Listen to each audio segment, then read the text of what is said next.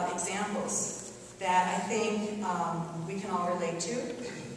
They're both from 2-year-olds, because like I said, I like to choose nice, safe examples that we can all relate to.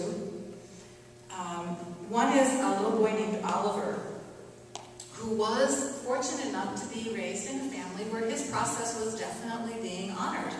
To the point where Oliver, he's a very happy, but also very capable 2-year-old.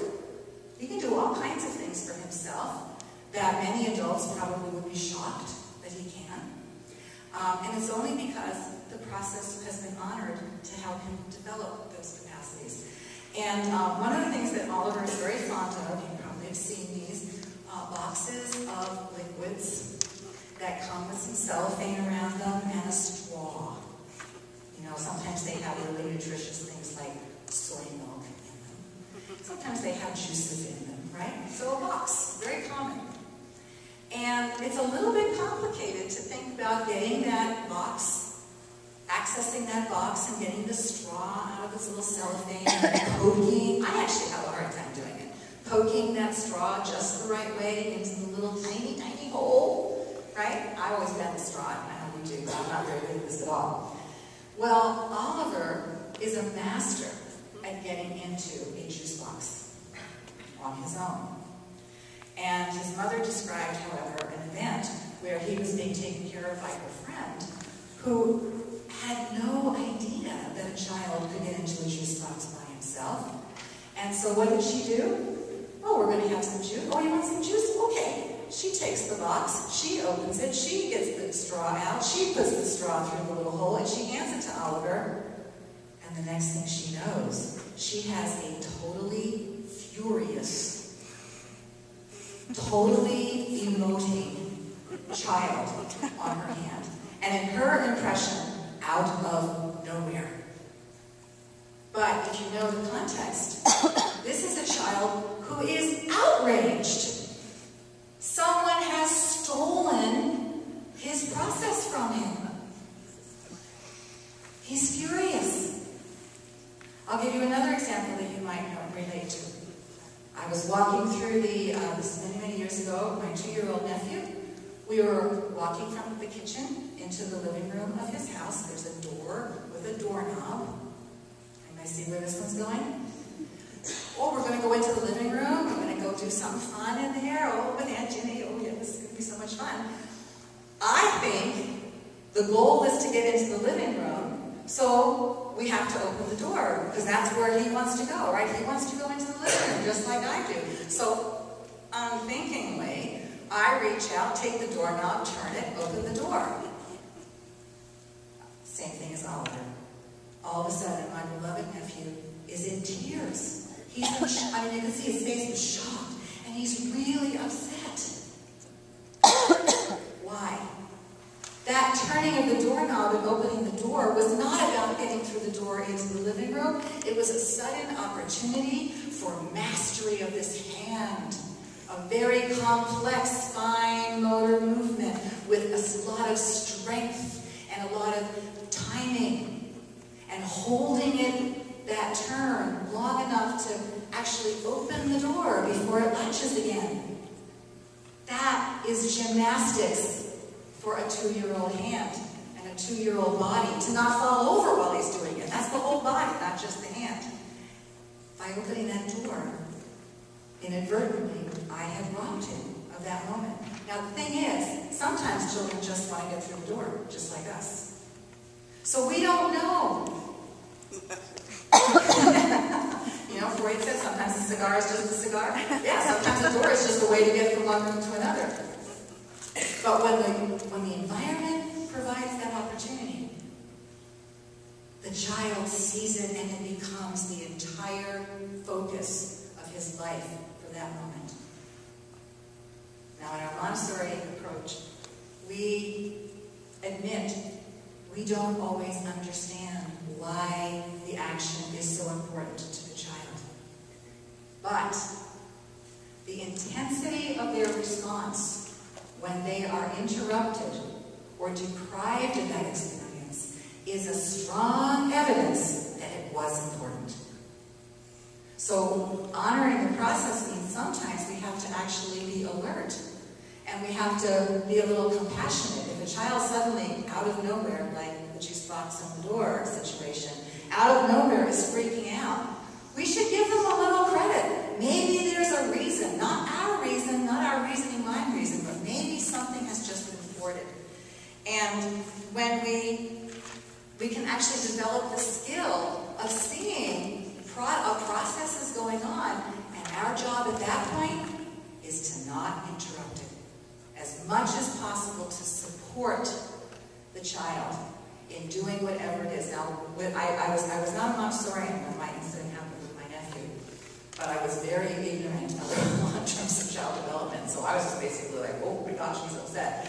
And somehow I made the connection. It was when I opened the door, he started freaking out. So I thought, I'll close the door. I don't have to understand it. Just close the door. And you know what happened? As soon as I closed the door, he stopped crying. And then I stepped outside and I said, did you want to open the door? And he was right there. And all I had to do was wait a few minutes while he worked on the coordinations. But you know what? I'm just Aunt Ginny. We're just here to play anyway. So I had that. We need to look at, do we have the time to wait? Is the time spent getting the coat on just as important as whatever we were going to do when we went outside? Maybe we won't have as long of a walk because we allowed that process to happen. So learning to recognize the process in process and supporting it and not interrupting it and making sure that as much as possible, there are times when it's like, we don't have time. We really don't have time. I'm just putting the coat on you. Okay? But if most of the time the child experiences that we honor the process, they will trust us, and they'll actually be fine with going along with us and saying, oh, okay, they have this present this time, it's okay. I'm fine. Because most of the time, my process is honored. It's an unconscious recognition, but it's about trust. Trusting that their people will do that. So that's really the crux. If you want to support the process, you got to support it. And look for ways to protect it. That means we need to give them the gift of time.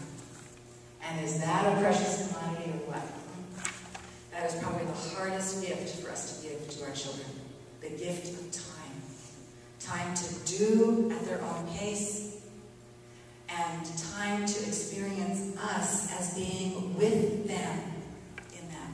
Not doing it for them, but being there with them, protecting them as needed, keeping them safe if that's what's needed, but really giving them the maximum opportunity to apply their maximum effort. That's a moment of flow. If you want to know what you've given your child, you've given them optimal experience, the way Csikszentmihalyi describes it.